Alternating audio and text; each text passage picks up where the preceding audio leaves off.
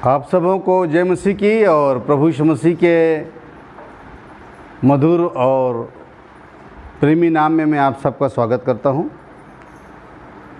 आप सबका अभिनंदन करता हूं। और आज जो हम वचन जो देखने जा रहे हैं उसमें जो सब्जेक्ट है आज का, वो सब्जेक्ट है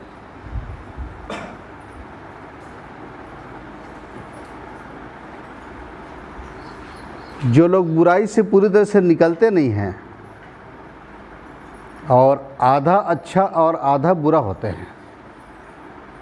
कहना चाहिए कि जो इंसान भी है और हैवान भी हैं, शैतानियत भी उनमें है और मनुष्यत्व भी उनमें है,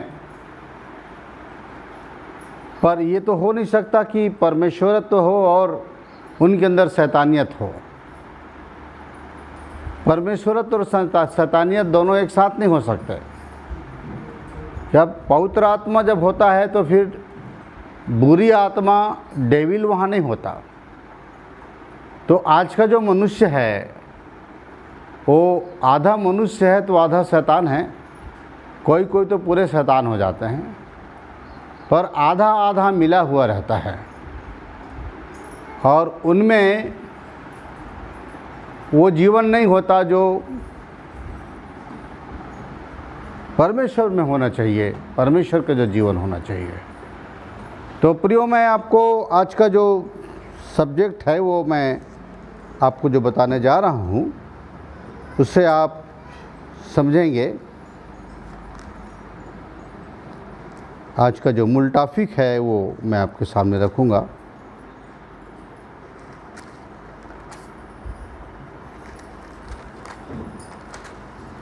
और वो टॉपिक है कि क्या आप परमेश्वर से जन्मे हैं? क्या आप परमेश्वर से जन्म लिए हैं? परमेश्वर से जन्म लिए हैं? परमेश्वर से क्या आप जन्मे हो? आज का टॉपिक है। और उसके लिए मैं आपको निकालने को बोलूँगा, जो मैं पहले ही बोला हूँ कि आधा आधा, आधा मनुष्य और आधा शैतान। कोई कहते हैं कि हमारे अंदर परमेश्वर भी है और शैतान भी है, तो आधा आधा दोनों हो जाएं, तो ऐसा तो होता नहीं है। या तो परमेश्वर रहेंगे तो शैतान नहीं रहेगा, या शैतान रहेगा तो परमेश्वर नहीं होगा। कोई एक होंगे दोनों में से। तो इसलिए पहला यूहन्ना 3 अध्याय और उसका 9 पद को हम आज पढ़ेंगे। पहला यूहन्ना 3 अध्याय का 9 पद, उसमें लिखा है कि जो कोई परमेश्वर से जन्मा है वह पाप नहीं करता। जो कोई परमेश्वर से जन्मा है वह पाप नहीं करता, क्योंकि उसका बीज उसमें बना रहता है और वह पाप कर ही नहीं सकता, क्योंकि परमेश्वर से जन्मा है। परमेश्वर का बीज उनमें रहता है और वो पाप कर ही नहीं सकता, क्योंकि परमेश्वर से जन्मा है। परमेश्वर से जन्म लेने वाला पाप नहीं कर सकता। तो फिर मनुष्य क्यों पाप करता है? क्यों उनके अंदर पाप का स्वभाव होता है? परमेश्वर से जन्मा हुआ मनुष्य पाप नहीं करता, नहीं कर सकता। पर उसके अंदर क्यों पाप का स्वभाव क्यों है? उसके अंदर में क्यों लालच है, क्यों जलन है, क्यों ईर्ष्या है, क्यों बुराई है, क्यों नफरत है, क्यों व्यभिचार है, क्यों लालच है, क्यों चोरी है, क्यों हत्या है? ये स्वभाव उनके अंदर क्यों आता है? बहुत जल्दी गालियाँ निकल जाती हैं और कहते हैं कि मसीह लोग गाली नहीं देते, पर अधिकांश देखा जाता है कि मसीह लोग तो झट गाली दे देते हैं। तो ऐसा क्यों ऐसा होता है उनके साथ में? जो परमेश्वर से जन्मा है वो पाप नहीं करता और पाप कर भी नहीं सकता, क्योंकि उसका बीज उसमें बना रहता है। तो प्रियो, मैं इस बात को आज स्पष्ट करना चाहता हूँ आपको कि क्यों ऐसा होता है, क्यों ऐसा होता है, क्यों मनुष्य के अंदर जो परमेश्वर की आत्मा से जन्मा है, हाँ, और ये जो नया जन्म है, ये जो बॉर्न अगेन है, जो नया जन्म हम लेते हैं, नया जन्म क्या है? नया जन्म जो है वो आत्मा का जग जाना, परमेश्वर के वचन के द्वारा और परमेश्वर के आत्मा के द्वारा हमारा क्या हो जाता है? नया जन्म हो जाता है। तो परमेश्वर का आत्मा हमारे आत्मा को जब जगा देता है हिला करके, परमेश्वर का वचन जब हमारे हृदय को छूता है और आत्मा और वचन दोनों एक साथ मिलकर मनुष्य को झियोड़ते हैं और उनकी सोई हुई आत्मा को जगा देते हैं, और जब वो आत्मा जग जाता है तब उसको कहते हैं नया जन्म।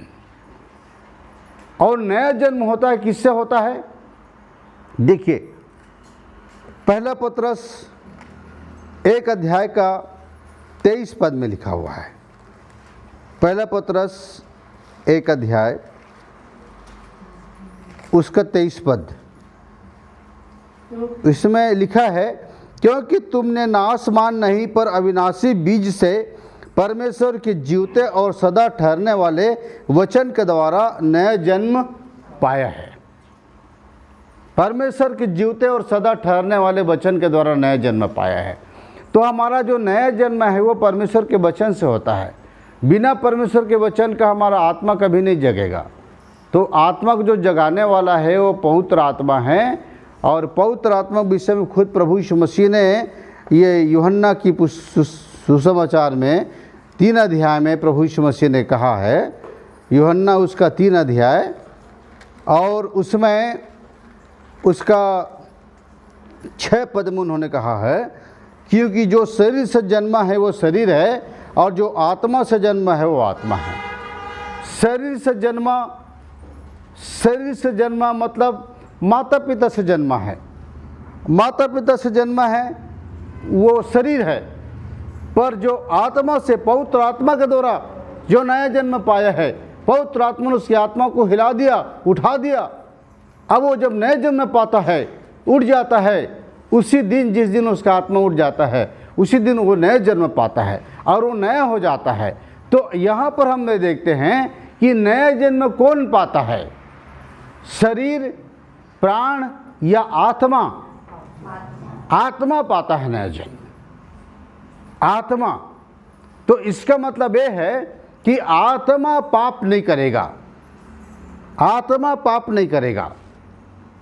नया जन्म आत्मा ने पाया है, नया जन्म आत्मा ने पाया है, और नया जन्म रिजनरेशन जो होता है वो आत्मा का हो रहा है। और इसीलिए आत्मा जब जगता है, आत्मा बहुत भयंकर पश्चाताप करता है, बहुत रोता है अपने शरीर, अपने प्राण के लिए, जो एक साथ मिल करके जिन्होंने पाप किया, जिंदगी भर पाप किया, उनके लिए रोता है, पश्चाताप करता है। और पवित्र आत्मा और परमेश्वर के वचन उनको लेकर के क्रूस के पास आते हैं, यीशु मसीह के लहू के पास लाते हैं, यीशु मसीह के सलीब के पास लाते हैं, और उनके पास लाकर उनको सच्चा पश्चाताप करवाते हैं। और उसके बाद वो आत्मा जो है वो साफ होता है, क्लियर हो जाता है, यीशु के लहू से धुल जाता है, उसके सारे पाप क्षमा कर दिए जाते हैं, और इसलिए वो फिर पाप नहीं कर सकता। जन्मा हुआ, नया जन्म पाया हुआ आत्मा फिर पाप नहीं कर सकता।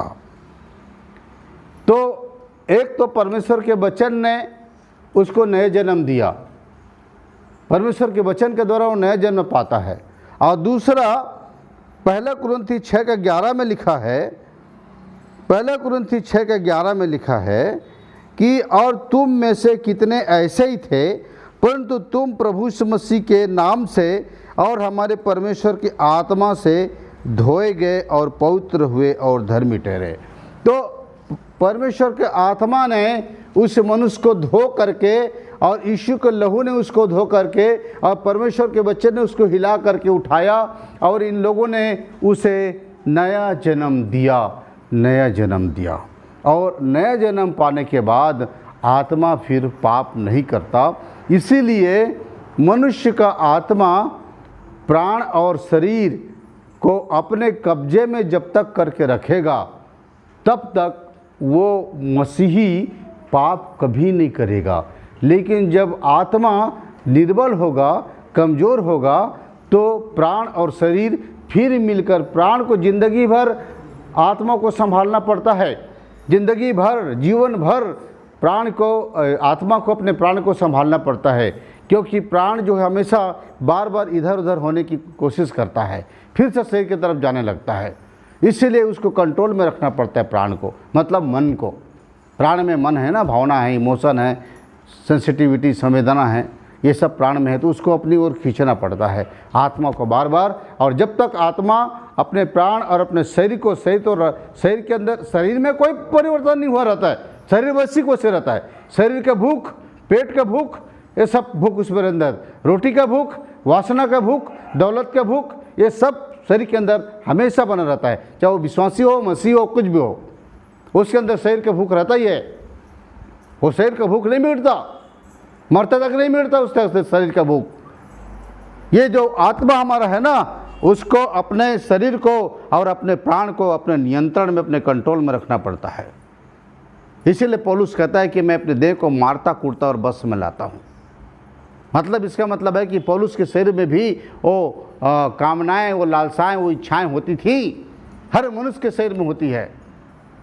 इसलिए बहुत से लोग आत्मा के चलाए नहीं चलते और क्या करते हैं, शरीर के चलाए चलते हैं, और प्राण उनके साथ मिल जाता है, और इस तरह से फिर से वो शारीरिक मनुष्य बन जाते हैं और मसीही नहीं रहते। और इसलिए मसीही लोग उनसे ठोकर खाते हैं और कहते हैं तो अच्छा मसीही था, ये क्या हो गया, इसको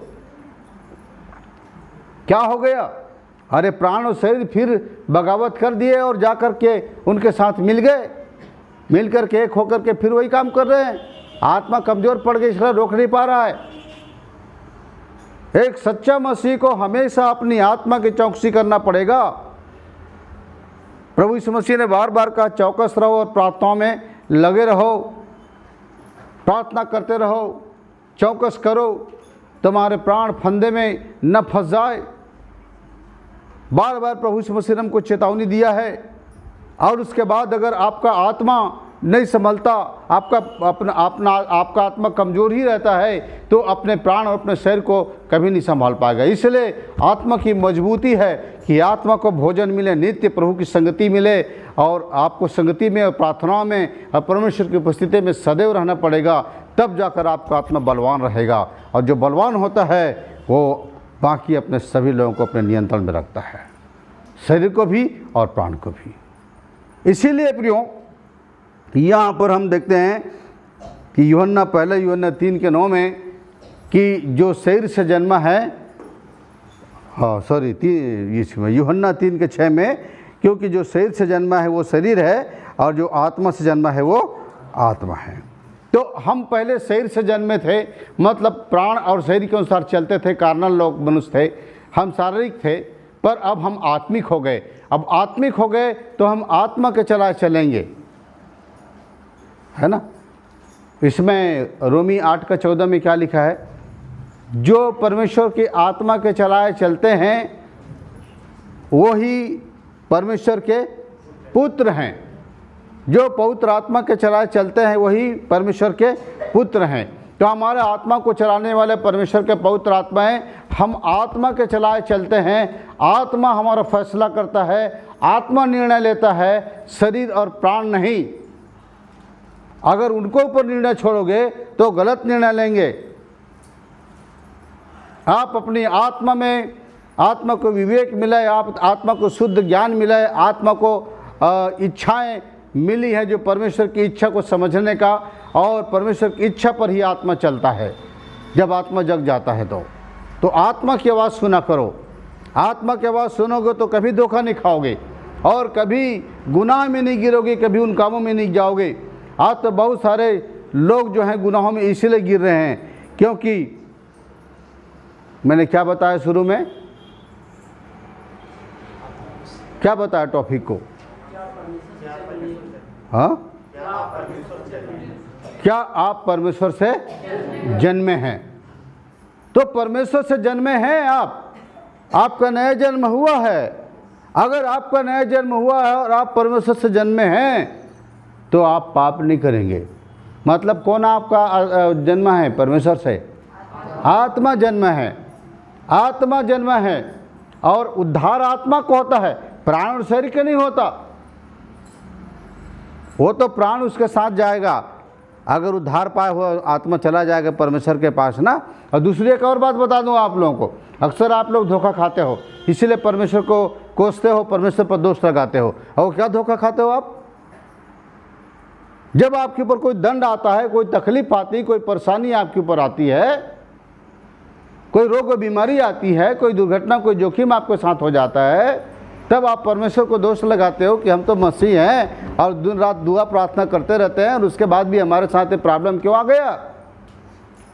अरे भाई, आप जो गलती किए हो, जो गुनाह किए हो, जो भी फॉल्ट आपके जीवन में आ रहा होगा, आप उसको लगातार निगलेक्ट करते रहे और उसको टालते रहे। हाँ, और एक दिन परमेश्वर उसका दंड भेजता है। देखिए, जब आप पश्चाताप करोगे, आपसे गलती होगी, गुनाह होगा, पश्चाताप करोगे, तो गुनाह और पश्चाताप आपके द्वारा किए गए पाप से आत्मा को छुटकारा देगा। माने परमेश्वर पिता आपकी आत्मा को माफ़ करेंगे, आपकी आत्मा को माफ़ करेंगे। जो आत्मा उस गुनाह के कारण से परमेश्वर के पास जाने से रुक रहा था, उस आत्मा को परमेश्वर माफ़ करेंगे और कहेंगे ठीक है, इस पाप के कारण या इस गुनाह के कारण तुम्हारा आत्मा जो मेरे पास आने से रुक रहा था, मैं उसको क्षमा करता हूँ, तुम्हारे आत्मा को माफ़ करता हूँ, अब वो मेरे पास आने से नहीं रुकेगा। लेकिन जो गलती तुमने किया है, जो गुनाह तुमने किया है, जो धारा तुमने तोड़ा है, वो धारा तुम्हारे ऊपर लागू होगा, वो दंड तुम्हारे ऊपर आएगा।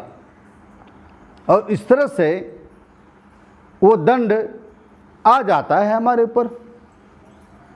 चाहे 1 महीने के लिए भेजे, चाहे 2 महीने के लिए अनुमति मिले, चाहे 6 महीने के लिए, चाहे 2 साल के लिए बीमारी को अनुमति मिले, वो आपके शरीर और प्राण भोगेगा उसको। केवल आत्मा बस छुटकारा पाया है, आत्मा बस क्षमा पाया है। और चाहे 7 दिन के लिए, मरियम जब पाप की, हारून और मरियम ने कुड़कुड़ाया, मरियम ज़्यादा दोष लगाई थी, इसलिए परमेश्वर ने जब उसको कोढ़ की बीमारी दे दी, तब उसने कहा था मूसा ने कि प्रभु जी आप इसको क्षमा कर दीजिए, माफ़ कर दीजिए। तो प्रभु ने कहा कि अगर कोई गुनाह वो करती तो क्या उसका पिता उसके मुंह पे थूका नहीं होता? थूका नहीं होता। इसीलिए 7 दिन रहेगी वो तंबू में, 7 दिन रहेगी कोढ़ के दशा में, उसके बाद ठीक होगी वो। तुम गिड़गिड़ा रहे हो। आत्मा को माफ कर दिया लेकिन बॉडी को दंड दे दिया। इसलिए आप लोगों को शरीर को, चाहे आप छोटा जुर्म करेंगे तो कम से कम ठोकर पाके गिरेंगे धरती पर, और ठोकर पा जाएंगे तो पत्थर को दोष देंगे, बोले ये पत्थर कौन गड़ा दिया यहाँ पर।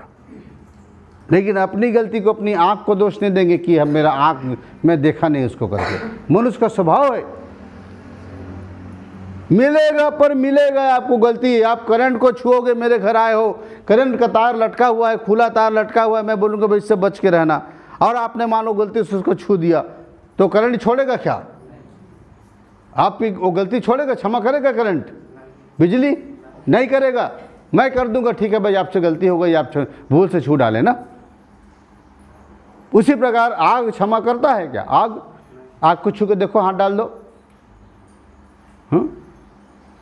ये आग, पानी, हवा, तूफान और जितनी भी चीज़ें हैं और जितने भी गलती काम हैं, वो हम सांप को छू लो ऐसे करके, लाभ को, सांप को छुओ, वो छोड़ देगा आपको। हाँ, बिच्छू को छुओ, छोड़ देगा आपको। गलती आप करोगे उसका दंड आपको मिलेगा ही, पक्का मिलेगा। हाँ, जब पश्चाताप करोगे तो आपका आत्मा को फ्री करेगा बस प्रभु, लेकिन शरीर और प्राण को फ्री नहीं करेगा। वो उन पर दंड लाए गए, नहीं तो शैतान बोलेगा वाह वाह, अपने बच्चे को हर गुनाह माफ और मेरे जो हैं उनका सबको दंड, वाह कैसे न्याय हो आप। हाँ, आप तो सुपर कंप्यूटर हो। हाँ, आप तो सुपर कंप्यूटर जैसा आपका दिमाग, आप तो सबका न्याय करते हो, सुपर जज हो, दुनिया का सबसे बड़ा जज। फिर जो गुनाह करता है उसको उसकी सज़ा मिलनी चाहिए। आप दे रहे हो कि नहीं दे रहे हो? आप, परमेश्वर कहता दे रहा हूँ। पश्चाताप किया इसलिए आत्मा को फ्री कर दिया मैंने। आत्मा नहीं जाएगा नरक में, आत्मा मेरे पास आएगा। समझ गया? मेरा है। पर बॉडी और प्राण को उसका तकलीफ दंड मिल रहा है, मिलता है। कई बार शैतान को ठोकने का मौका देकर परमेश्वर शैतान जाके बुरी तरह ठोकता है। अय्यूब को ठोका कि नहीं ठोका? बहुत सारे उदाहरण है बाइबल में, लेकिन मेरा टॉपिक आज ये नहीं है।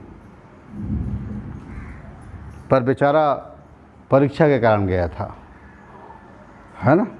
तो प्रियो, ये है, मैं आज मेरे इस टॉपिक पर मैं आगे आपको जो बताना चाहता हूँ कि कारण क्या है लोगों में, जो इर्मिया जो उसका 48 अध्याय, इर्मिया 48 अध्याय और उसका 11 पद,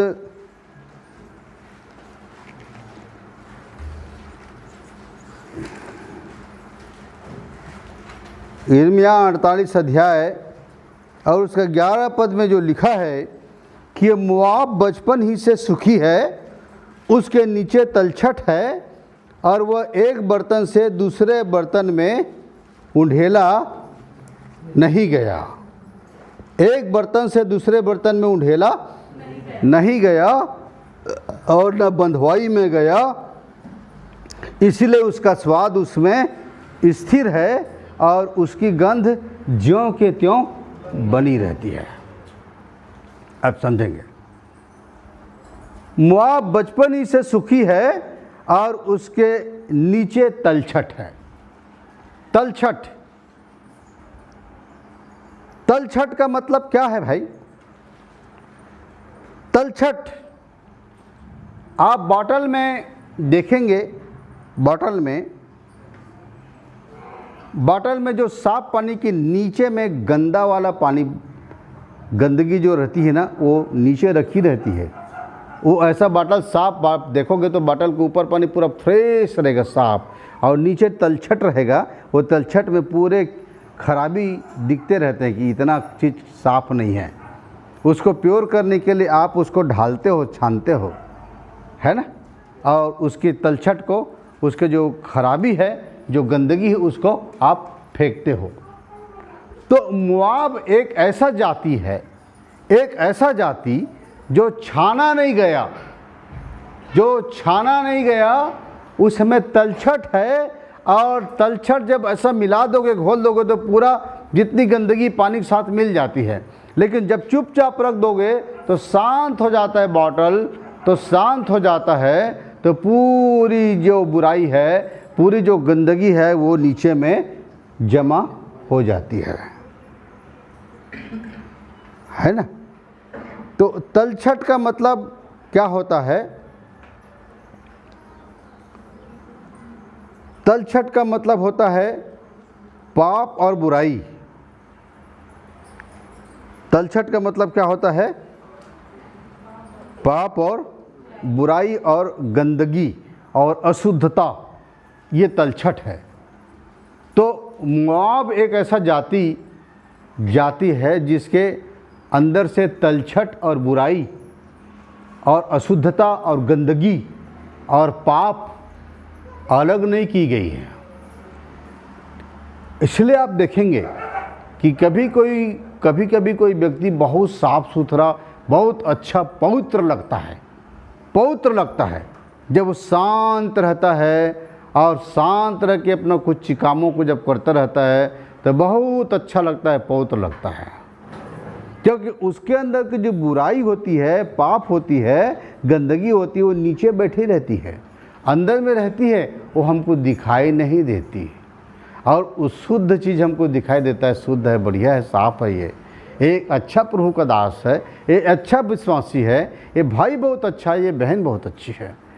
लेकिन जब अचानक खलबली उसमें आता है, अचानक खलबली आता है उसमें, अचानक जब उसकी ज़िंदगी में ऐसी चीज़ें आ जाती हैं, जब परीक्षा की घड़ी आ जाती है, कभी लड़ाई का मौका आ गया, कभी गुस्सा करने का मौका आ गया, तो पूरा बॉटल हिल जाता है। और पूरा जब बॉटल हिल जाता है, तब फिर वो व्यक्ति समझ आता है, जब उसके मुंह से गंदा गाली निकलेगा, और जब किसी गर्दन पकड़ेगा, किसी कॉलर पकड़ेगा, जब हथियार खींचेगा, तब पता चलता है, अरे बाप रे, जिसको हम इतना अच्छा समझ रहे थे वो तो बड़ा भयानक है।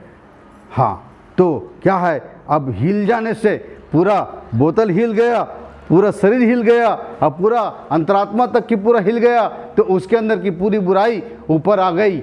हाँ, और ऊपर आ गई तो फिर दिखाई देने लगी। बगुला भगत कहते हैं। बगुला भगत, बगुला इसलिए भगत कहलाता है, जब तक बगुला चुप शांत रहता है तब तक बगुला भगत कहलाता है। बगुला चुपचाप एक पैर में खड़ा मछली को ताकता रहता है, शांत एकदम।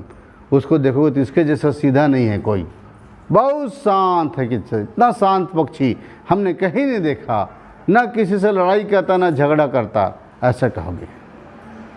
लेकिन जब उस अपने आप में जब बगुला आ जाता है, तब जो कर्कश आवाज़ निकालता है ना, जब बहुत भयंकर साउंड निकालता है, और उसके बाद जब झपट्टा मारता है, तब समझ आता है कि बगुला भगत नहीं है भैया, बगुला साधु नहीं है, बगुला संत नहीं है।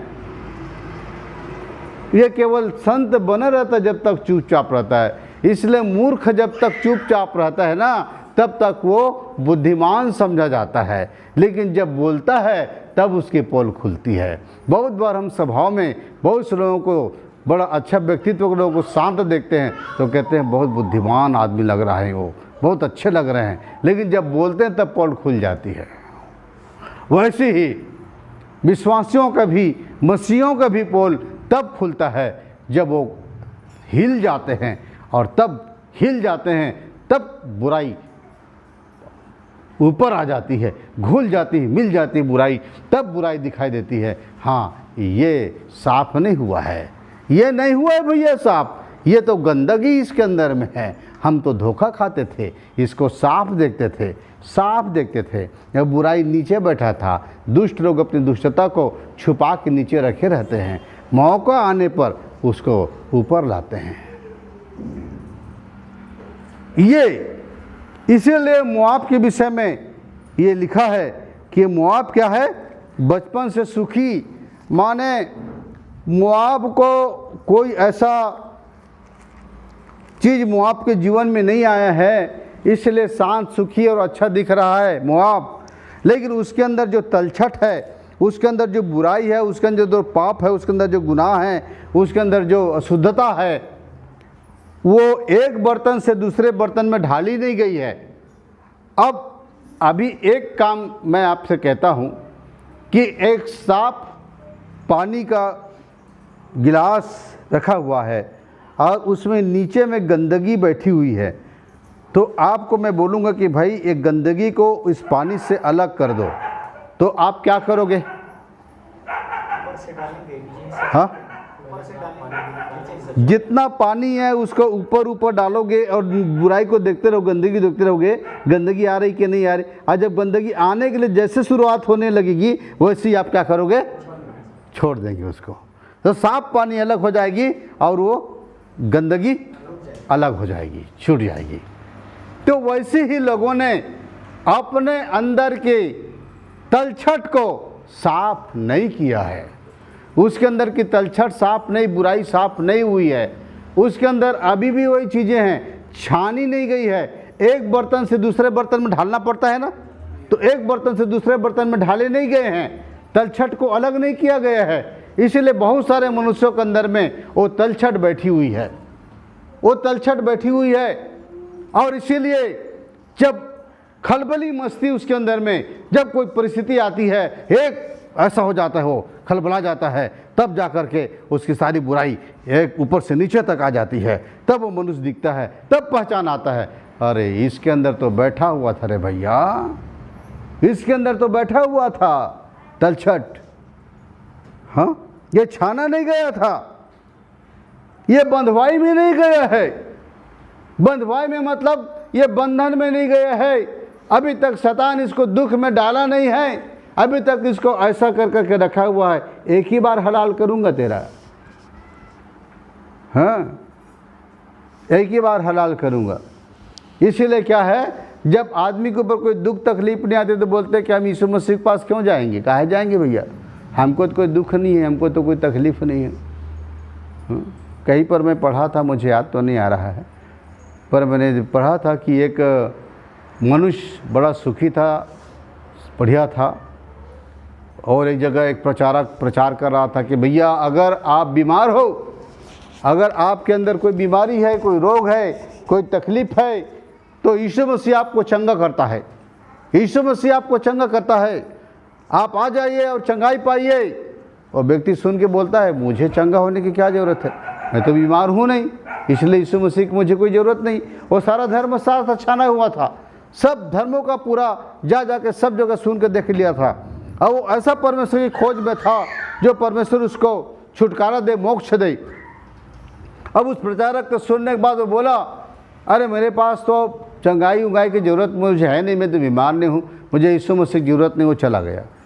बाद में दूसरे दिन और वो एक जगह जा रहा था, वहाँ एक दूसरा प्रचारक प्रचार कर रहा था। उसने कहा अगर आप गरीब हो, अगर आपके पास मोटर नहीं है, गाड़ी नहीं है, कार नहीं है, घर नहीं है, आपके पास संपत्ति नहीं है, आपके पास दौलत नहीं है, आपके पास बेटा नहीं है, बेटी नहीं है, आपके पास वो बहुत सारा लिस्ट बताए वो, अगर ये सब चीज़ आपके पास नहीं है तो आप आइए, यीशु मसीह आपको देंगे, यीशु मसीह आपको देंगे। उसने कहा मेरे पास बेटा है, बेटी है, धन है, दौलत है, बड़ा बड़ा बिल्डिंग है, बड़ा व्यापार है, व्यवसाय है, सब है मेरे पास, मुझे यीशु मसीह की ज़रूरत ही नहीं। चला गया। बाद में एक बार एक और प्रचारक उनको मिलता है, और वो प्रचारक प्रचार कर रहा था, वो बोल रहा था कि देखिए जितने मनुष्य इस धरती पर जन्म लेते हैं सब पापी हैं, गुनाहगार हैं, एक भी धर्मी नहीं इस मनुष्य इस पृथ्वी पर, इसलिए हर एक मनुष्य को यीशु मसीह की ज़रूरत है। यीशु मसीह आपको धन संपत्ति देने के लिए, घर देने के लिए, चंगाई देने के लिए नहीं आए थे, यीशु मसीह आपको मोक्ष देने के लिए आए थे, यीशु मसीह आपको नया जीवन देने के लिए आए थे, हमेशा की ज़िंदगी देने आए थे, अनंत जीवन देने आए थे।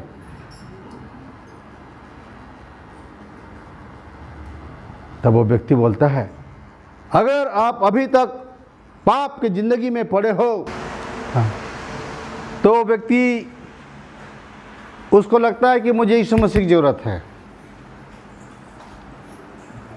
वो परमेश्वर दास पुकारता है कि जिसे यीशु की ज़रूरत है, जो पापी है, खुद को समझता कि पापी है, तो आ जाए।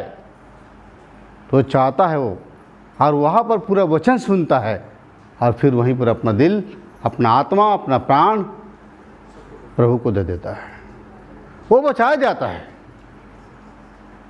तो प्रियो, आज हम यहाँ पर देखते हैं कि हम बचाए गए हैं। यदि हम बचाए गए, हमारा आत्मा का नया जन्म हुआ है, तो फिर हम पूरी तरह से धोए गए हैं, शुद्ध किए गए यीशु के लहू से, हमारा आत्मा शुद्ध किया हुआ है। शरीर और प्राण को मत देखिए, आप वैसे ही रहेंगे, आपका शरीर वैसे ही रहेगा, शरीर का भूख रहेगा, शरीर के विलासा रहेगी, शरीर का सब कुछ रहेगा। हाँ, उसे पूरा करने का कोशिश मत करना, आप उसे पूरा करने की कोशिश मत करना।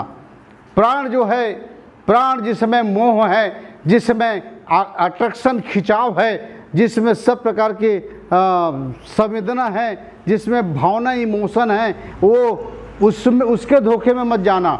वो आपको पूरा इमोशन में, धोखे में, संवेदना में डालेगा। आपका मन सबसे ज़्यादा चंचल होगा और आपका मन में सबसे ज़्यादा गड़बड़ी होगी। इसलिए ये दोनों वैसे से रहते हैं, इनको कंट्रोल करना पड़ता है। और कंट्रोल कौन करता है? आत्मा करता है।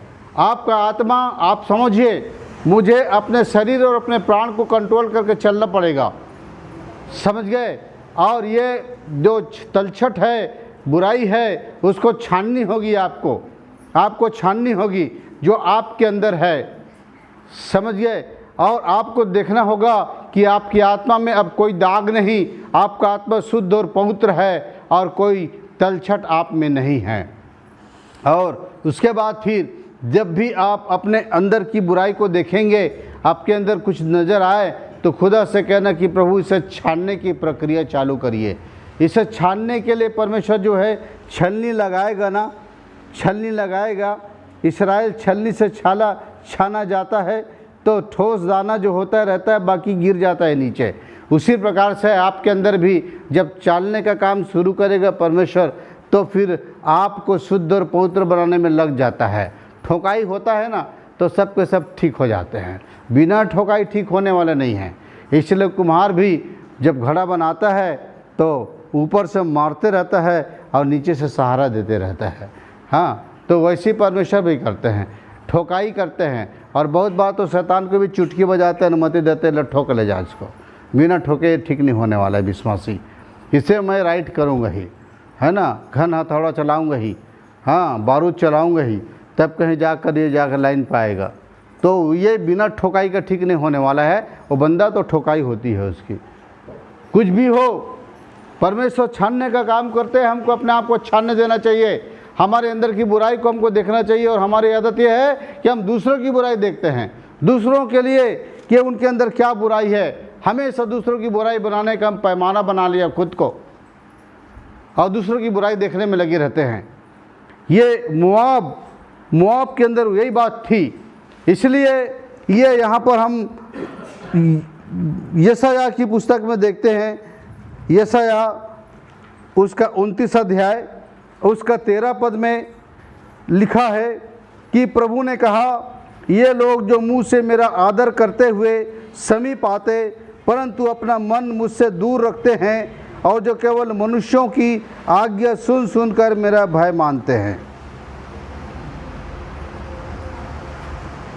मनुष्यों का भय सुनकर मेरा भय मानते हैं, मनुष्यों का भय देखकर मेरे पास आते हैं। और ये अपना लिखा हुआ है कि मुंह से बस मेरा आदर करते हैं, इनका मन मुझसे दूर है। इसीलिए मन जब दूर है और मुंह निकट है परमेश्वर का, लेकिन मन तो दूर है, मन तो साथ नहीं दे रहा है, तो क्या मतलब है?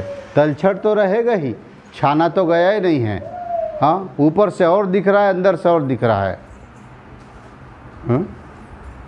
मन मैला और तन को धोए वाली बात है ना, मन मैला और तन को धोए, तन को रगड़ रगड़ के धो रहे हैं।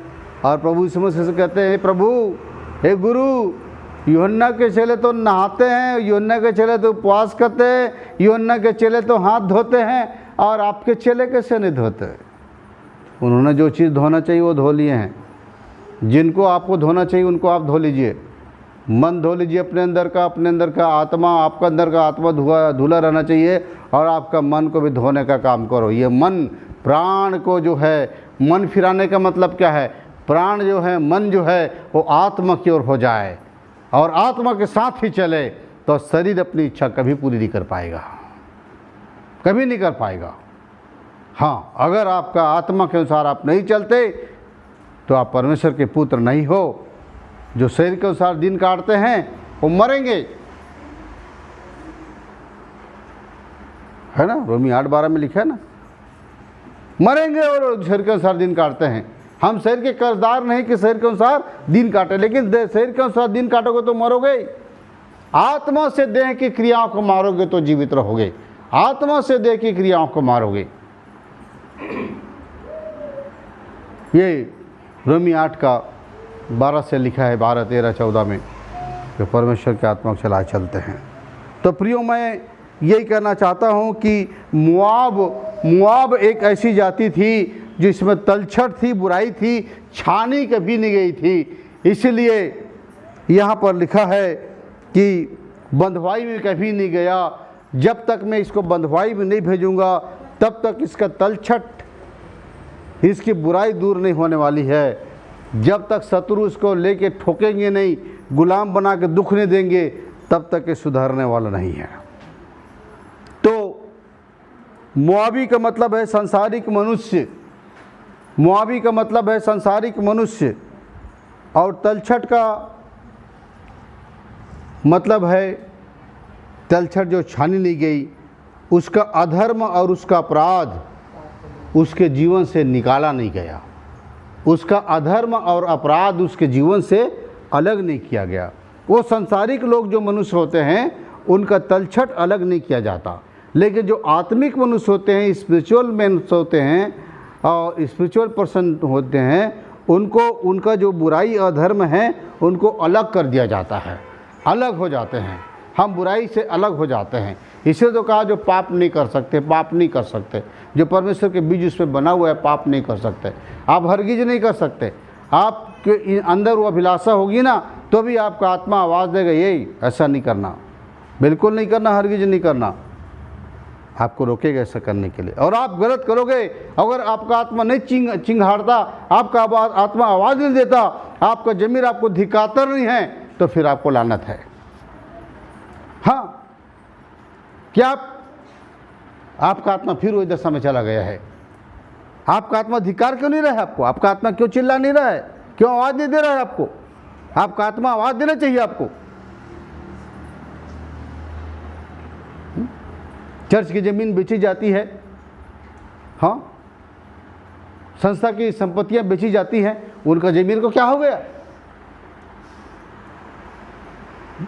लोगों से लूट के खाया जाता है, ठग के खाया जाता है। भोले भाले लोग आके इसके नाम से, चंगाई के नाम से और तमाम चीज़ों के नाम से ये चीज़ पाएंगे, वो चीज़ पाएंगे, धोखे से लूटे जाते हैं।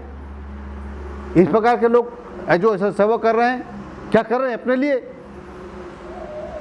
धोखा नहीं है? उनका आत्मा ज़मीर कैसे धिक्कारता नहीं उनको? और कितना कितना कितना कमाओगे? अरे पेट के लिए कितना कमाओगे? कितनी पीढ़ी तक का जमा करोगे? 7-7 पीढ़ी तक का जमा कर डाल रहे हो, और कितना जमा करोगे? मरने पर तो वही 3.5 हाथ का ज़मीन मिलेगा, और क्या जमा करोगे? किसके लिए जमा कर रहे हो? ये सब चीज़ें हैं प्रियो, जो लोग ऐसा करते हैं, ये संसारिक लोग जो हैं, वो अधर्म और बुराई उनकी छानी नहीं गई हैं। यही मुआबी लोग हैं, इनका ये जीवन से इनका निकाला नहीं गया है। ये संसारिक लोग हैं। और ये अम्मोनी और मुआबी जो लोग हैं, ये जाति, इनका इतिहास मालूम है आप लोगों को? अम्मोनी और मुआबी का इतिहास मालूम है आप लोगों को? हाँ, अम्मोनी मुआबी जाति के इतिहास नहीं मालूम? हाँ, चलिए हम देखते हैं यहाँ पर उत्पत्ति 19 अध्याय 36 पद से पढ़ेंगे, 35 पद से पढ़ लेंगे ऊपर।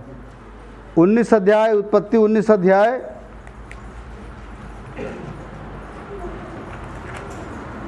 19 अध्याय और उसका 15 पद से पढ़ेंगे। 15 पद से, 19 अध्याय का 15 पद से पढ़ेंगे। तो इस समय लिखा हुआ है, देखिए मैं पढ़ता हूँ। जब पौ फटने लगी तब दूतों ने लूत से जल्दी करने को कहा और बोले कि उठ, अपनी पत्नी और दोनों बेटियों को जो यहाँ हैं ले जा, नहीं तो तू भी इस नगर के अधर्म के में भस्म हो जाएगा। पर वह विलम्ब करता रहा। इस पर उन पुरुषों ने उसका और उसकी पत्नी और दोनों बेटियों के हाथ पकड़े, क्योंकि यहोवा की दया उस पर थी, और उनको निकाल कर नगर के बाहर कर दिया। और ऐसा हुआ कि जब उन्होंने उनको बाहर निकाला तब कहा, अपना प्राण लेकर भाग जा, पीछे की ओर न ताकना और तराई पर न ठहरना, उस पहाड़ पर भाग जाना, नहीं तो तू भी भस्म हो जाएगा। लूत ने उससे कहा, हे प्रभु, ऐसा न कर, देख तेरे दास पर तेरी अनुग्रह की दृष्टि हुई है, तो तू ने इसमें बड़ी कृपा दिखाई कि मेरे प्राण को बचाया है। पर मैं पहाड़ पर भाग नहीं सकता, कहीं ऐसा न हो कि कोई विपत्ति मुझ पर आ पड़े और मैं मर जाऊं। देख, वह नगर ऐसा निकट है कि मैं वहां भाग सकता हूं, और वह छोटा भी है, मुझे वहां भाग जाने दे। क्या वह नगर छोटा नहीं है?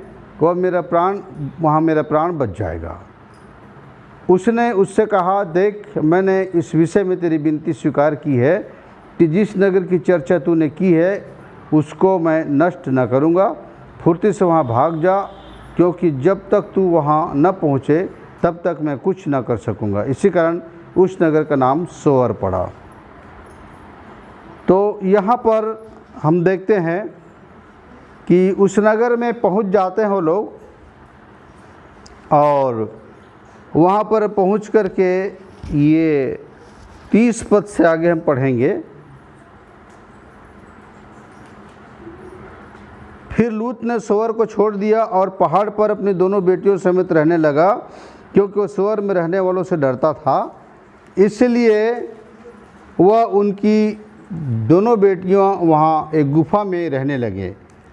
तब बड़ी बेटी ने छोटी से कहा, हमारा पिता बूढ़ा है और पृथ्वी भर में कोई ऐसा पुरुष नहीं जो संसार की रीति के अनुसार हमारे पास आए, इसलिए हम अपने पिता को दाख मधु पिलाकर उसके साथ सोएं जिससे कि हम अपने पिता के वंश को बचाए रखें। अतः उन्होंने उसी दिन रात के समय अपने पिता को दाख मधु पिलाया। तब बड़ी बेटी जाकर अपने पिता के पास लेट गई, पर उसने न जाना कि वह कब लेटी और कब उठ गई। और ऐसा हुआ कि दूसरे दिन बड़ी ने छोटी से कहा, देख कल रात को मैंने अपने पिता के साथ सोई, इसलिए आज रात को हम उसको दाख मधु पिलाएं, तब तू जाकर उसके साथ सोना कि हम अपने पिता के द्वारा वंश उत्पन्न करें। और इसलिए यहाँ पर लिखा है 37 पद में, और एक पुत्र जनी, दोनों बेटियां अपने पिता से गर्भवती हुई। बड़ी बेटी एक पुत्र जनी और उसका नाम मुआब रखा, और मुआब नामक जाति का जो आज तक है मूल पिता हुआ। और छोटी भी एक पुत्र जनी और उसका नाम बेनम्मी रखा, और वो अमोन वंशियों का जो आज तक है मूल पिता हुआ। तो मुआबी और अमोनी किससे उत्पन्न हुए? कुकर्म से। किससे उत्पन्न हुए? कुकर्म से। अब सोच लीजिए आपकी उनकी बेटियां अपने पिता से गर्भवती हो रही हैं, तो ये कितना बड़ा पाप है। क्या इस पाप को परमेश्वर बर्दाश्त करेंगे? हाँ, इस पाप को तो मनुष्य बर्दाश्त नहीं कर पाता, तो परमेश्वर पिता कैसे बर्दाश्त करेंगे? करेंगे बर्दाश्त? नहीं कर सकते। इसीलिए परमेश्वर पिता इनको बर्दाश्त नहीं कर पाए कि ये तो बहुत बड़ा, ये तो महापाप है, महापाप में आता है ये।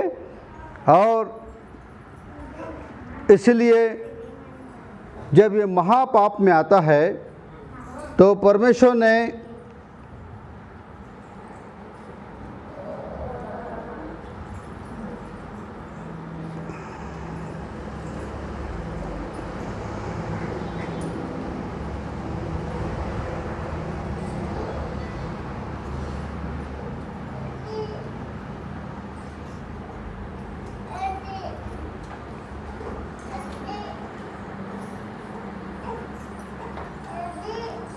ये व्यवस्थावरण 23 अध्याय का 3 पद में, व्यवस्थावरण 23 अध्याय इसका 3 पद,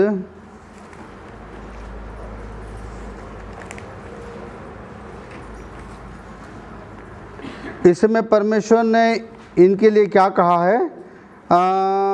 2 और 3 पद पढ़ें। जन्मा हुआ यहोवा की सभा में न आने पाए, किंतु 10 पीढ़ी तक उसके वंश का कोई यहोवा की सभा में न आने पाए। हाँ, कोई कुकर्म से जन्मा हुआ यहोवा की सभा में न आने पाए, किंतु 10 पीढ़ी तक उसके वंश का कोई यहोवा की सभा में न आने पाए। कितने पीढ़ी तक? 10 पीढ़ी तक न आने पाए जो कुकर्म से जन्मे हैं। इस प्रकार का कुकर्म ना, इस प्रकार का कुकर्म, भाई बहन का, बाप और बेटी का, ये जो कुकर्म है उसको परमेश्वर साफ मना कर देता है, 10 पीढ़ी तक ना आने पाए लोग। और तीसरा पद, कोई अम्मोनी या मोआबी यहोवा की सभा में न आने पाए, उनकी 10वीं पीढ़ी तक का कोई यहोवा की सभा में कभी न आने पाए। हाँ, कोई अम्मोनी या मोआबी यहोवा की सभा में ना आने पाए, उनकी 10वीं पीढ़ी तक का कोई यहोवा की सभा में कभी ना आने पाए। तो परमेश्वर ने अम्मोनी और मोआबी जाति को उनके कुकर्म से पैदा होने के कारण से परमेश्वर ने इन जातियों के लिए कह दिया कि ये जाति कभी भी परमेश्वर की सभा में ना आए। 10 पीढ़ी तक का श्राप परमेश्वर ने दे दिया। 10 पीढ़ी तक के मोआबी और अम्मोनी ये दोनों जो कुकर्म से पैदा हुए हैं 10 पीढ़ी तक ना आए। देखिए 10 पीढ़ी तक ना आने का जो परमेश्वर का जो दंड था वो इन जातियों पर आया और ये मोआबी वही जाति में से हैं जिनके लिए परमेश्वर ने दंड दिया और कहा कि ये 10 पीढ़ी तक ना आए।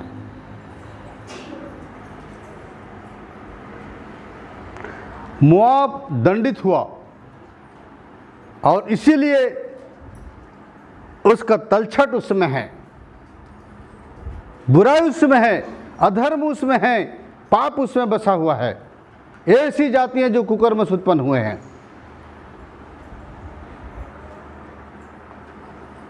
अब हम एक चीज़ और देखेंगे कि ऐसी जाति में, ऐसे लोगों के बीच जब कोई मसीही व्यक्ति चला जाता है, अब कोई ऐसी विश्वासी व्यक्ति चला जाता है, तो सबसे पहले परमेश्वर का दंड उस व्यक्ति पर आता है।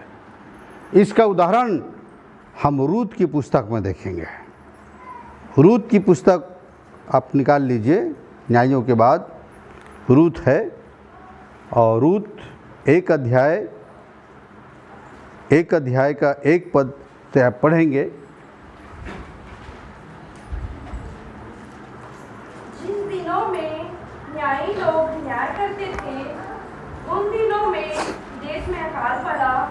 तब यहूदा के बैतलहम का एक पुरुष अपनी स्त्री और दोनों पुत्रों को संग लेकर मोआब के देश में परदेशी होकर रहने के लिए चला। उस पुरुष का नाम एलीमेलेक और उसकी पत्नी का नाम नाओमी और उसके 2 बेटों के नाम महलोन और किलियोन थे। ये प्राती थे, अर्थात यहूदा के बैतलहम के रहने वाले थे। हाँ, देखिए, जिन दिनों में न्यायी लोग न्याय करते थे, उन दिनों में देश में अकाल पड़ा। तब यहूदा के बैतलहम में एक पुरुष अपनी स्त्री और दोनों पुत्रों को संग लेकर मोआब देश में परदेश होकर रहने के लिए, परदेशियों को रहने के लिए चला गया। किस देश में चला गया? परमेश्वर ने क्या कहा था? इस जाति में नहीं जाना, ना इस जाति को मेरी सभा में नहीं आने देना। 10 पीढ़ी तक परमेश्वर का दंड उस जाति में था। श्रापित है वो जाति। अब अगर ऐसे आज्ञा को आप ना मानकर उनको अपने पास बुलाओ या आप उनके पास जाओ, तो परमेश्वर का दंड आपके ऊपर आएगा कि नहीं? हाँ, दूसरा कुरिन्थी 6:14 में लिखा है कि अविश्वासियों के साथ असमान जुए में न जूतो। लेकिन आज बहुत से लोग असमान जुए में जूत रहे हैं। बहुत से लड़का विश्वासी है और ला रहे हैं अविश्वासी लड़की को शादी करके। बहुत सी लड़की अविश्वासी हैं, विश्वासी हैं और मसीह हैं, और ला रहे हैं अन्य जाति से लोगों को, अविश्वासी संसारिक लड़कों को। अब वो दुख नहीं पाए तो कौन पाएंगे? उन पर परमेश्वर का आशीष। अब कहते हैं संतान नहीं हो रहा है, अब कहते हैं वो नहीं हो रहा है, ये तकलीफ है, वो बीमारी, ये रोग लग गया। होगा ही। तुम तो परमेश्वर की आज्ञा तोड़े हो तो दंड तो तुम्हारे ऊपर आएगी ही। हाँ, और क्यों आते हो परमेश्वर के दास के पास में कि आप हमारे लिए प्रार्थना करो? अरे तुम्हारे ऊपर तो परमेश्वर का दंड आया है, श्राप आया है, बीच में कौन आके प्रार्थना करे?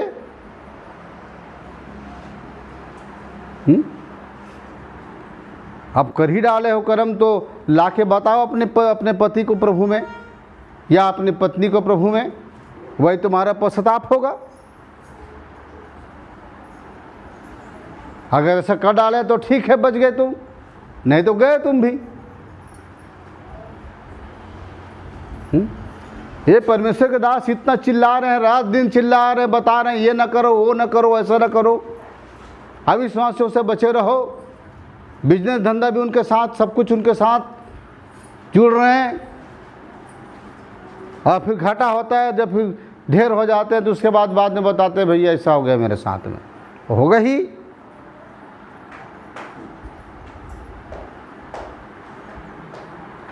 ये आ गए मोआबी के देश में कमाने खाने के लिए। हाँ,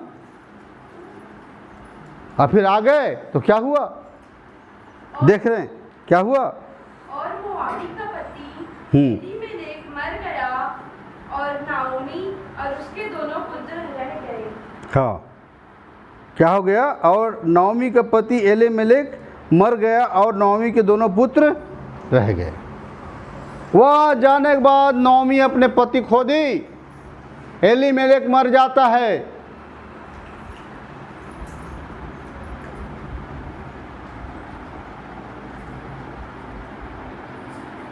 समझ गए? अकाल के कारण से ये लोग वहाँ पर चले गए थे, अकाल के कारण से। हाँ, और ये एलीमेलेक बेतलहम को छोड़ मोआब में जाकर दंडित हुआ। एलीमेलेक दंडित हुआ, समझ गए?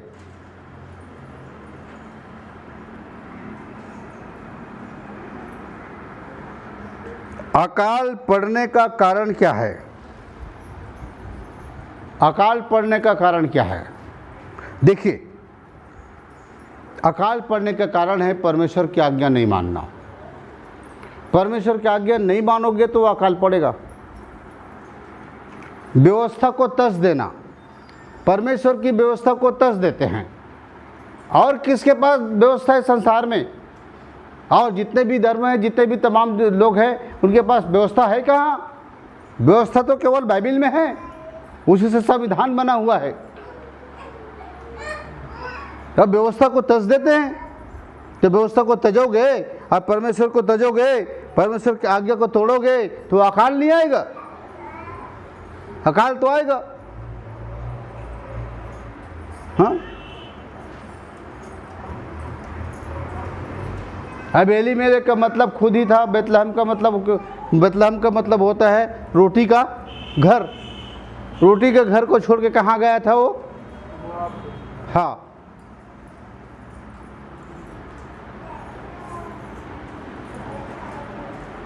रोटी के घर को छोड़ के कहाँ गया था? मोआब में आ गया था। अब वो तो श्राप तो आएगा ही, उसकी आज्ञा नहीं माना है, व्यवस्था को तस दिया, इसके कारण अकाल आता है। हाँ, नहीं तो परमेश्वर कभी अकाल नहीं डालते भैया, परमेश्वर कभी अकाल नहीं डालते। यशायाह 30:23 को आप पढ़ लो। यशायाह 30:23 यशायाह 30:23 में लिखा है, देखिए,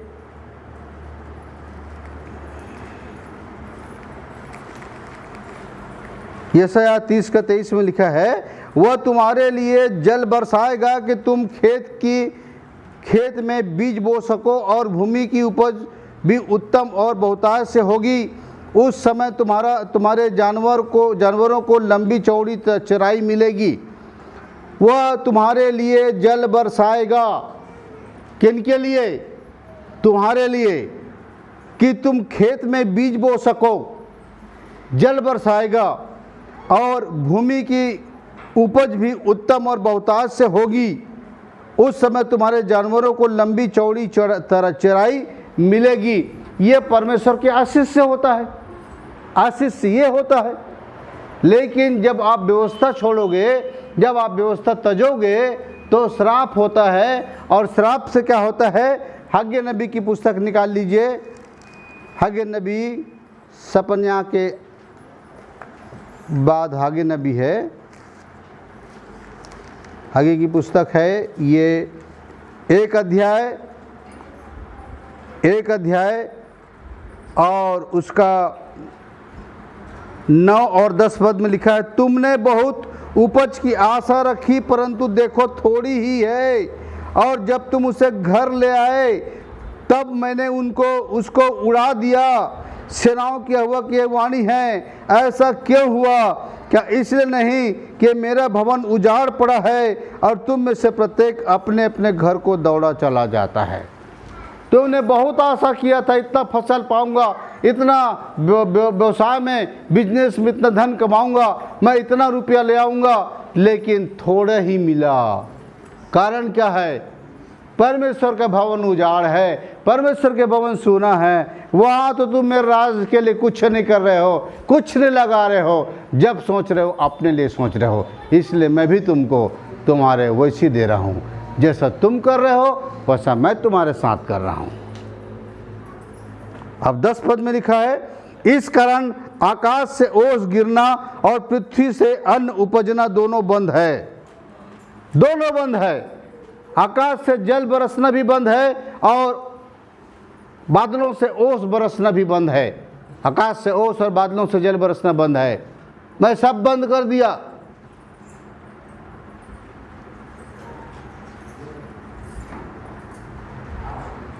मेरी आज्ञा से पृथ्वी और पहाड़ों पर और अन्न और नए दाख मधु पर और ताजे तेल पर और जो कुछ भूमि से उपजता है उस पर और मनुष्य और घरेलू पशुओं पर और उनके परिश्रम की सारी कमाई पर भी अकाल पड़ा है।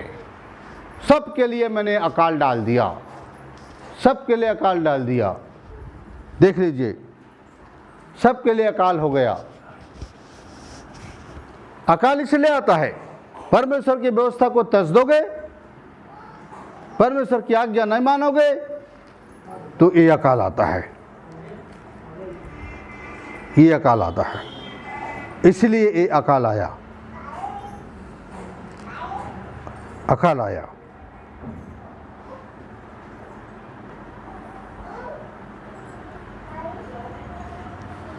मनुष्य में, कलीसिया में बुराई क्यों आती है? कलीसिया में क्यों बुराई आती है? क्यों आती बुराई कलीसिया में? हाँ,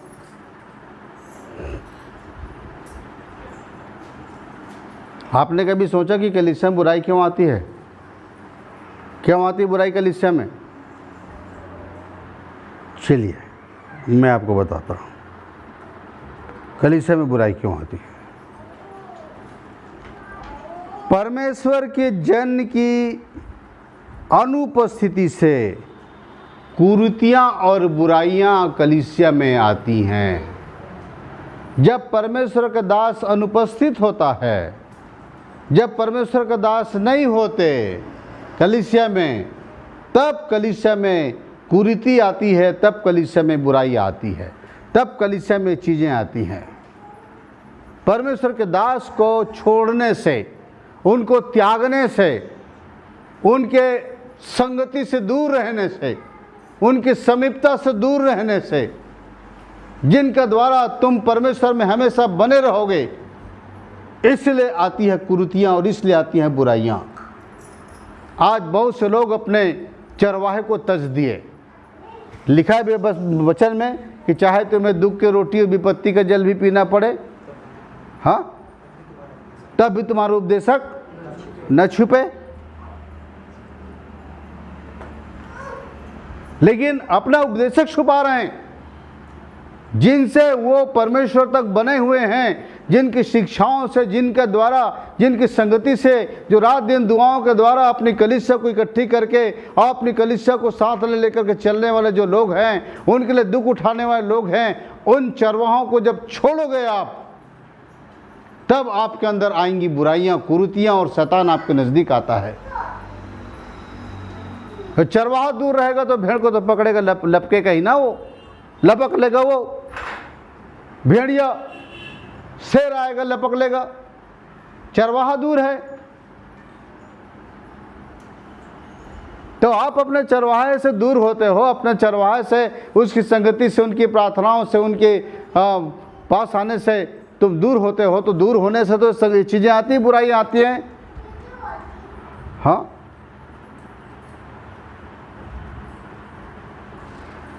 अब नहम्याह की पुस्तक आप निकाल लीजिए 13 अध्याय के 6 पद को।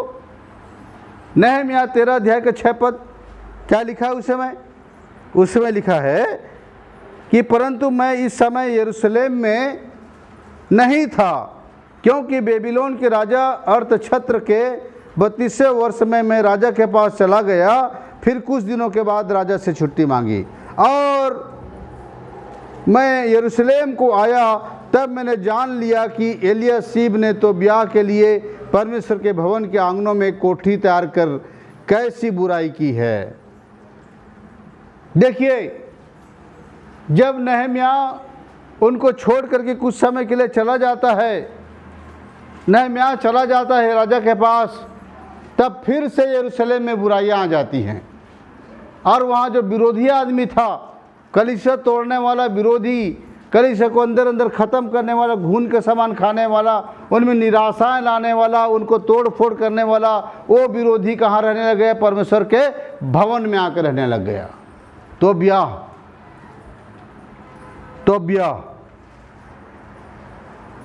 हाँ, ये तोबिया और संबलत ये दो विरोधी थे नहम्याह के समय में। तोबिया और संबलत और तोबिया, आप भी कभी संबलत तोबिया मत बनना। ये दो व्यक्ति थे, इन्होंने कलीसिया में को पूरा अपना कब्जा करने में लगे हुए थे दोनों, और दोनों कलीसिया को पूरा एक करके तोड़ फोड़ में लगे हुए थे ताकि कलीसिया यहाँ ख़त्म कर दें। लेकिन नहम्याह दूर होने के कारण से ऐसा हुआ था। और यही बात मैं आपको और बताना चाहता हूँ, ये नहम्याह जब सब कुछ बनवा कर चला गया, वहाँ का सरपना वगैरह सब कुछ बनवा के जब चला गया, तब जब वापस आया तो वो बुराइयों को देखा।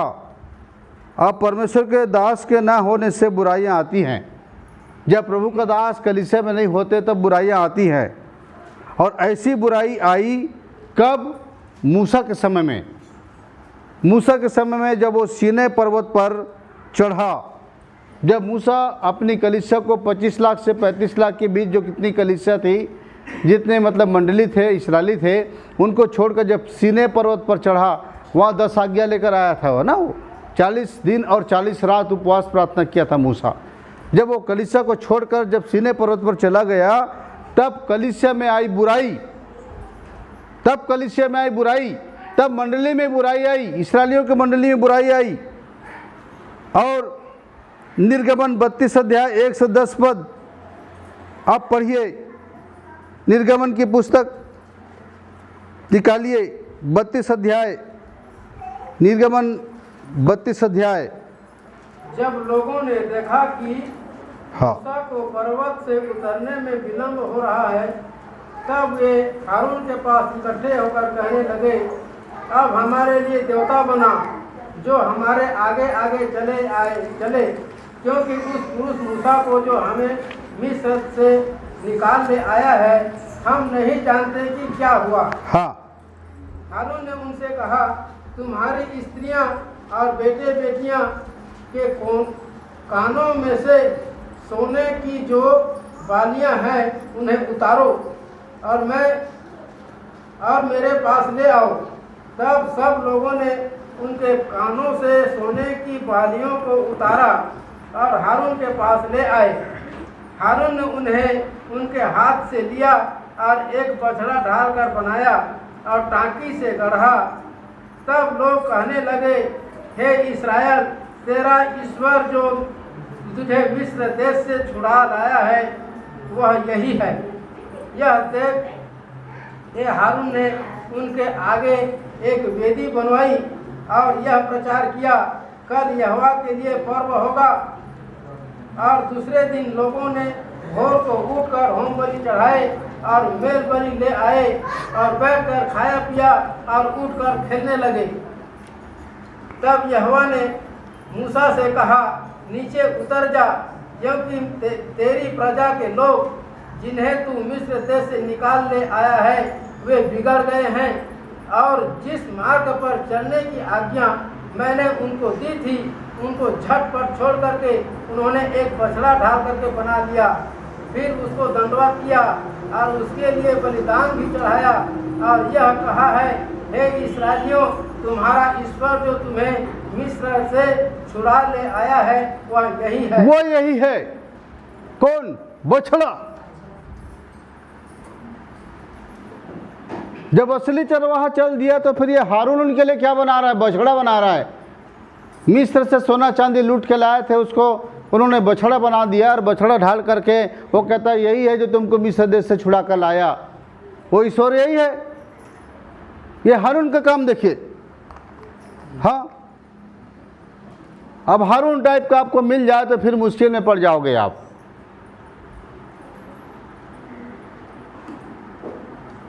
मूसा 40 दिन और 40 रात जब पर्वत पर गया, इनको बर्दाश्त नहीं हुआ। ये बोले पता नहीं मूसा कहाँ चला गया, हम नहीं जानते, हमारे लिए कोई ईश्वर बनाओ, ईश्वर बनाओ।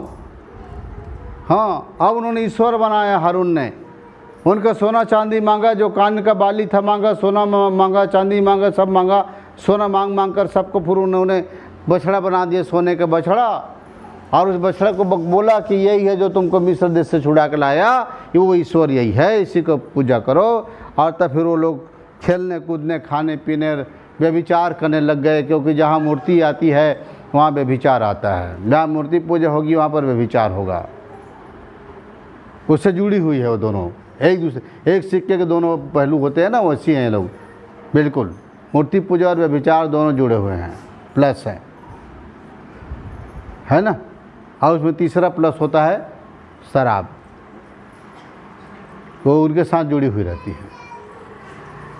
और उनके साथ बलिदान जुड़ा रहता है। ये इतनी चीज़ें जुड़ी रहती हैं।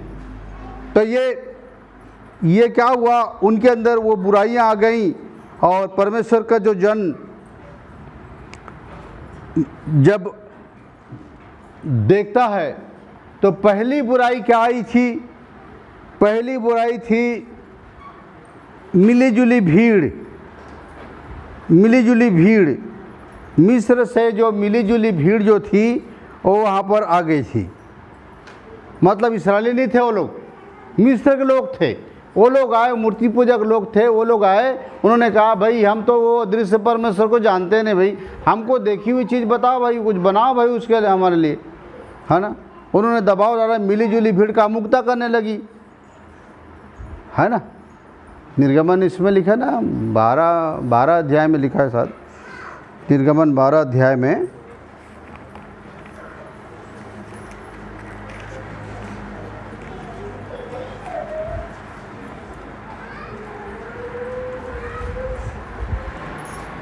ये नहीं, 12 अध्याय का 38 पद में लिखा है, उनके साथ मिली जुली हुई एक भीड़ गई और भेड़ बकरी गाय बैल बहुत से पशु भी साथ गए। यही लोग थे जो क्या किए थे, कामुकता किए थे। यही मिली जुली भीड़ जो गए थे मिस्र में, ये लोग।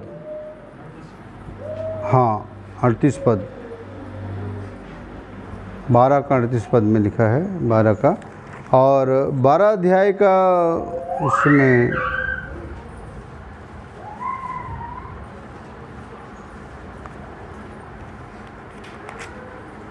गिनती 12 अध्याय होगा, गिनती 12 अध्याय निकालें।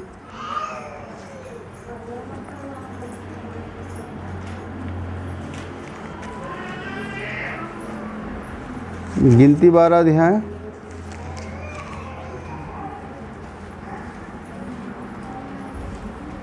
नहीं 12 नहीं है, ये कौन सा वचन है?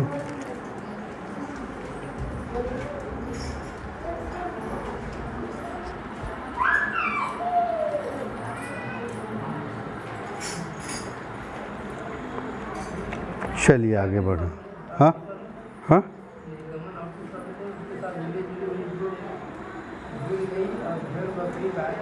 हाँ हाँ, वो तो मैं बताया हूँ अभी, वो बता चुका हूँ मैं आपको। आगे बढ़ते हैं। देखिए, प्रभु का दास नहीं रहने से दो बुराइयाँ आती हैं।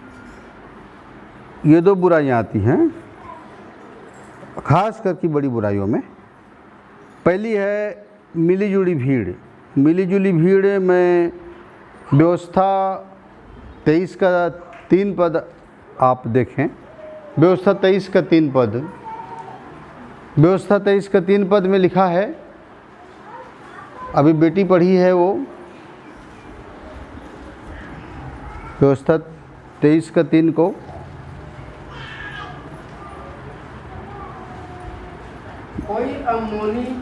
कोई अमोनी या मुआबी यहोवा की सभा में ना आने पाए। लेकिन वहाँ पर क्या हुआ, ये सब वहाँ पर थे ना, वहाँ पर सब थे, ये मिलीजुली भीड़ वहाँ पर थी। ये पहली बुराई है कि जब परमेश्वर के दास जो हैं अपने झुंड में नहीं रहते, या कलीसियाएँ परमेश्वर के दास की संगति से अलग हट जाते हैं, तो वहाँ पर मिलीजुली भीड़ वहाँ पर काम करती है, वो अगुवाई और लीडिंग करने लगते हैं, मिलीजुली भीड़ आ जाती है। ये एक बुराई है। कलीसिया में भेड़ और बकरी दो प्रकार के स्वभाव के होते हैं, है ना। अब बकरी हमेशा अपने चरवाहे से बहुत दूर आगे निकल जाती है, और भेड़, बकरी का जो चरवाहा होता है बहुत पीछे चलता है वो सबको लेके। अभी हम लोग एक जगह एक गांव गए थे, वहाँ पर पानी गिरने लगा, तो देखिए अच्छा ज़ोर से पानी गिरने लगा, तो बकरियाँ, उसमें बहुत बड़ा बकरा भी था और बकरे भी थे और बकरियाँ भी थीं, वो सब भागते आ रहे थे। अचानक एक घर में घुसे और उस घर में एक सामने एक पर्ची था, वहाँ पर लोग रुक गए सब के सब। तो मेरी यहाँ मिसेस कहने लगी कि ये सब इन्हीं का घर होगा। मैं बोला इनका घर नहीं है, ये इनका घर नहीं है, अंदर नहीं घुसेंगे लोग, वो लोग केवल छाया के लिए घुसे, पानी से बचने के लिए सरल नहीं है उस जगह पर, है ना। फिर मैं वहाँ पर घर के विषय में बताया जहाँ पर मैं गया था। तो चरवाहा बहुत पीछे था, हम देखिए बूढ़ा आदमी था, बहुत पीछे था वो। मैं बोला देखो ये बकरियाँ जाकर अपना ठिकाना कर ली हैं और चरवाहा बहुत पीछे है। अगर लोग भेड़ होते तो भले पानी में भीग जाते कितना भी, लेकिन चरवाहा आगे रहता है, लोग पीछे पीछे रहते, है ना। तो ये होता है। तो इसलिए मिली जुली भीड़ जब परमेश्वर के दास नहीं होते, तब कलीसिया में सब प्रकार की मिलावटें आ जाती हैं। और ये एक बुराई है। और दूसरी बुराई है, परमेश्वर के भवन की कोठरी में तो ब्याह रहने लगा। ये नहम्याह 2 अध्याय का 19-20 पद, नहम्याह 2 अध्याय इसका 19-20 पद में लिखा है, यह सुनकर होरोनी संबलत और तोबिया नामक कर्मचारी जो अमोनी था, ये देखो ये अमोनी थे ना, हाँ अमोनी था, और गेसेम नामक एक अरबी हमें ठट्ठों में उड़ाने लगे और हमें तुच्छ जानकर कहने लगे कि यह तुम क्या करते हो, क्या तुम राजा के विरुद्ध बलवा करोगे। तब मैंने उनको उत्तर देकर उससे कहा कि स्वर्ग का परमेश्वर हमारा काम सफल करेगा, इसलिए हम उसके साथ दास कमर बांध कर बनाएंगे, परंतु यरूशलेम में तुम्हारा न तो कोई भाग, न हक और न स्मारक है। तो ये कोठरी में क्यों रह रहे हो? हाँ, ये परमेश्वर के इसमें 13 अध्याय, इसका 13 अध्याय इसका 28 पद, इसमें लिखा है, एलियासिब महाजक के पुत्र योआदा का एक पुत्र होरोनी संबलत का दामाद था, इसलिए मैंने उसको अपने पास से भगा दिया। ये कोठरी में रहता था, भवन की कोठरी में। ये विरोधी आदमी संबलत का दामाद वो तोबिया, ये कोठरी में रहता था, भवन की कोठरी में, और कब्जा करके बैठा हुआ था। तो नहम्याह जब आया तो भगा दिया उसको। ये अमोनी लोग थे और इस्राएल के प्रजा में आके मिल गए थे, तो पक्का है मोआबी अमोनी जब आएंगे तो गड़बड़ी तो करेंगे ही, करेंगे कि नहीं करेंगे? करेंगे। इसलिए परमेश्वर के दासों के नहीं होने से, नहम्याह नहीं था तब वहाँ पर बुराइयाँ आ गई। नहम्याह के नहीं होने से, थोड़े दिन के लिए जाने से वहाँ पर बुराई आ गई। मूसा के थोड़े दिन जाने से वहाँ पर बुराई आ गई, वहाँ मूर्तियाँ बन गई, मूर्तियाँ ढाल ली उन्होंने, अपने लिए ईश्वर बना लिए, कामुकता करने लगे। प्रियों, आप समझिए इस बात को। देखिए, संसारिक लोग मोआबी और अमोनी में मैंने पहले बताया कि तलछट है, उनमें तमाम बुराइयां हैं, वो साफ नहीं की गई, छानी नहीं गई। उनके साथ अगर आप रहोगे, संसार की उन जातियों के साथ रहोगे या उनको अपने साथ मिला के रखोगे, एक साथ उनके साथ उठना बैठना आपका चलेगा, तो पक्का है कि उनका छाया, उनका प्रभाव आपके ऊपर आएगा और आप उनके जैसे बन जाओगे। आप कहते हो कि हम उनको अपने जैसे बनाएंगे, नहीं बना पाते, आप उनके जैसे बन जाते हैं। जैसे उतने लाख इस्राएली लोग वो अमोनी मोआबी जैसे बन गए, पर उनको अपने जैसा नहीं बना पाए। बस एक मूसा के नहीं रहने से, एक मूसा के नहीं रहने से, एक नहम्याह के नहीं रहने से वहाँ यरूशलेम में बुराई आ गई। आप सोच सकते हैं एक परमेश्वर के दास का होना कितना महत्वपूर्ण, कितना कीमती होता है कलीसिया के लिए। अगर उसकी शिक्षाओं से आप दूर हो गए, वंचित हो गए, तो आपके जीवन में कई बुराइयां आ जाएंगी और आप समझ नहीं पाओगे कि मेरे अंदर कैसे धीरे धीरे वो बुराइयां आ रही हैं। इसलिए प्रभु के दासों को प्रभु अपनी आंखें इसलिए देते हैं कि उन आँखों से वो देखे, आत्मा की आंखों से वो देखता है कि इस व्यक्ति में अमुक चीज़ें आ रही हैं, अमुक बुराइयां आ रही हैं। तो प्रियो, मैं आपको यही बताना चाहता था कि मेरा सब्जेक्ट क्या था, मेरा टॉपिक क्या था। क्या टॉपिक था मेरा? हाँ, क्या आप परमेश्वर से जन्मे हैं? आप परमेश्वर से जन्मे हैं तो क्या आप में तलछट बाकी है? तलछट तो सांसारिक लोगों में होता है, बुराई तो उनमें होता है, आप में भी है क्या? आप पूरी तरह धोए गए यीशु के लहू से, आप साफ किए गए, आत्मा के अनुसार चल रहे हैं आप? नहीं, तो आप शरीर के अनुसार चल रहे हैं। तलछट आपके अंदर का देखिए, प्रभु से कहिए, प्रभु मेरी बुराई दिखा, मेरे अंदर की कमी और घटी दिखा, मुझे जांच, मुझे बना, मुझे तराश। छीनी हथौड़ी चलेगी, दर्द होगा, पर दर्द को सहना पड़ेगा। अच्छे गुलाब की फूलों के लिए गुलाब की पेड़ की छटनी की जाती है। इसी कारण से आपको भी अच्छा बनाने के लिए परमेश्वर आपको छांटते हैं, और छांटना जरूरी है। जब तक ताड़ना और दंड नहीं आती, ठोकाई नहीं पड़ता, तब तक हम कभी सही नहीं होते। इसलिए परमेश्वर हमें एक बर्तन से दूसरे बर्तन में ढालने का काम करना चाहते हैं, वो करने दीजिए। तलछट को निकालने दीजिए।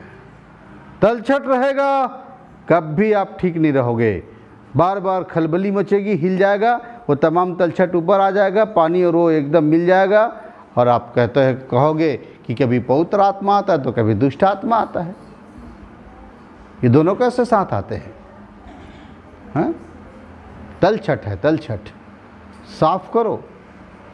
यदि परमेश्वर की बीज से जन्मे हो, आत्मा में नए जन्म पाए हो, तो गुनाह कभी नहीं करोगे, कर ही नहीं सकते, क्योंकि आपका आत्मा को ज़बरदस्त बनना बहुत जरूरी है, ताकतवर बनना बहुत जरूरी है, स्ट्रांग बनना बहुत जरूरी है। तब आपको तमाम बुरी आत्माएं, दुष्ट आत्माएं खुद देखकर आपसे कोई पंगा लेना पसंद नहीं करेंगे, कोई नहीं चाहेंगे आपसे पंगा लेने के लिए, और ना आप किसी से डरोगे। शैतान को हीरो बनाओगे, वो हीरो रहेगा आपके जीवन में, लेकिन परमेश्वर को हीरो बनाओगे, वो हीरो रहेगा। ज़िंदगी भर शैतान से डरने वालों, शैतान ये कर देगा, शैतान वो कर देगा, शैतान बहुत ताकतवर है, अपने लिए खिड़की दरवाज़ा खोल खोल के रखे रहते हो, इसीलिए शैतान अंदर आता है, दिन रात आपके जीवन में काम करता रहता है। रात दिन शैतान शैतान शैतान, उस पर दोष लगाते हो, उसको कहते हो, उसको वेलकम करते हो, उसको बुलाते रहते अपने जीवन में। आ जाएगा, पास्टर साहब अच्छा प्रार्थना करना, हाँ मेरे बच्चे के लिए, फिर से मत आ जाए, और फिर से मत आ जाए। खोल दिए खिड़की, आपने दरवाज़ा खोल दिया, आएगा वो। शैतान का रोल ख़त्म, केवल परमेश्वर, शुरू से आखिरी तक केवल परमेश्वर है, उनको छोड़कर कुछ नहीं, उनकी इजाज़त के बगैर कुछ नहीं होता, पत्ता नहीं हिलता, एक जर्रा अपने स्थान से नहीं हिलता, तो फिर और कोई चीज़ का क्या मतलब। जब आप गलती करोगे, परमेश्वर आपके जीवन में देखेंगे कि तलछट है, आ गई कुछ बुराइयाँ, साफ नहीं हो पाई ठीक से, तो वो आपको दंडित करेंगे। आत्मा को पछताव करोगे तो आत्मा क्षमा पाएगा, लेकिन प्राण और शरीर को दंड मिलेगा। आप अगर परमेश्वर से जन्मे हो तो अपने आप को इन तलछट से, इन बुराई से, इन गुनाह से हमेशा परे रखोगे, और प्रभु से कहोगे, हे प्रभु मेरे अंदर देख, कोई तलछट तो बाकी नहीं, कोई बुराई तो बाकी नहीं, छान दे, मुझे अलग कर दे, तलछट निकाल दे। और तो अम्मोनी, मोआबी और संसार के उन तमाम जातियों में होती हैं। एक मसीही में तलछट नहीं होनी चाहिए। परमेश्वर आपको आशीष दे।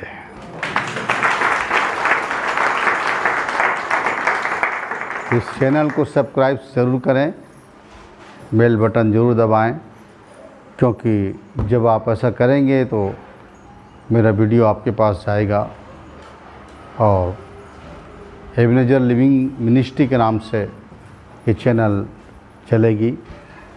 मेरा नाम रेव शशि बाग है या शशिकांत बाग है।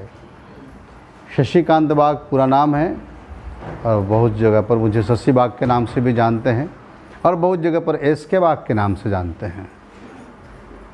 और वीडियो आप भी, मिनिस्ट्री तो बहुत बड़ी है, बहुत दूर तक मेरी मिनिस्ट्री फैली हुई है और अब मैं YouTube में इसलिए दे रहा हूँ कि लोग जो हैं वो प्रभु की आत्मा में उन्नति करें, बढ़ें और बहुत सारी बातों को जानने पाएँ। परमेश्वर आपके साथ रहे, हमेशा आपको अपने आशीषों भरा हाथ में थामे रहे कि आप गुनाह से, बुराई से, तलछट से हमेशा बचे रहें। धन्यवाद।